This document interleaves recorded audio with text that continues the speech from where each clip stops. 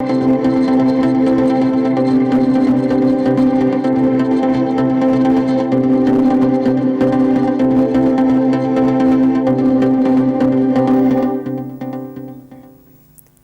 চরাঞ্চলে দুর্যোগ সহনীয় গারল জাতের ভেড়া পালন করে স্বাবলম্বী হচ্ছেন ৩০০ নারী।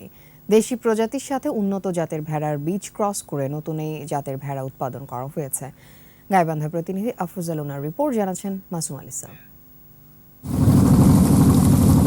বন্যা, খরা, নদী ভাঙন সহ বিভিন্ন দুর্যোগের সাথে যুদ্ধ করে টিকে থাকতে হয় চরবাসীদের। বন্যা কিংবা খরায় গবাদি পশু রক্ষা করা অনেকটাই কঠিন হয়ে পড়ে।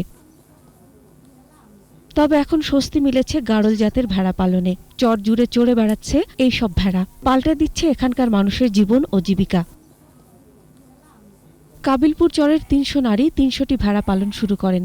এরই মধ্যে তারা ৮ থেকে 10টি ভেড়ার মালিক। সংসারের চাহিদা মেটাচ্ছেন, সন্তানদের লেখাপড়ার খরচ যোগাচ্ছেন। ৩০০ পরিবারের মধ্যে ভেড়া বিতরণ করা হয়েছে। ভেড়া তো অনেক লাভবান হয় ভেড়া দিয়ে। ভেড়াটা পাওনে আমি 1 থেকে 4টে ভেড়া হয়েছে। আমার ভেড়াটা পাওনে আমি খুব সুবিধা হয়েছে।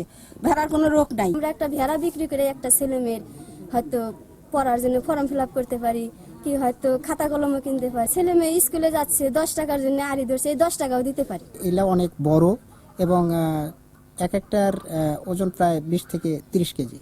আমাদের খুব ভালো লাগে। দেশি ভেড়ার ভিতরে আমরা উন্নত জাতের বীজটা দিচ্ছি, যেটা বাংলাদেশ কৃষি ইউনিভার্সিটি ময়মনসিংহ আমাদের কারিগরি সহায়তা দিচ্ছে। ময়মনসিংহ কৃষি বিশ্ববিদ্যালয়ের গবেষণার ফল এই জাত সাধারণ ভেড়ার চেয়ে লালন পালনে খরচ কম, খাবারও কম লাগে, দ্রুত বড় হয় এবং আকারেও বড়। চরাঞ্চলে চারণ ভূমি আছে এবং ভেড়া পালনের সুবিধা হচ্ছে এরা গরুর সঙ্গে থাকতে পছন্দ করে এবং বাড়তি লোকের প্রয়োজন হয় না, খাদ্যের সংস্থান আছে।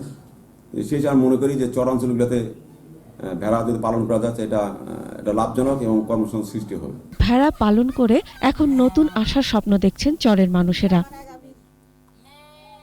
মাসুম আলিসা, একুশে টেলিভিশন।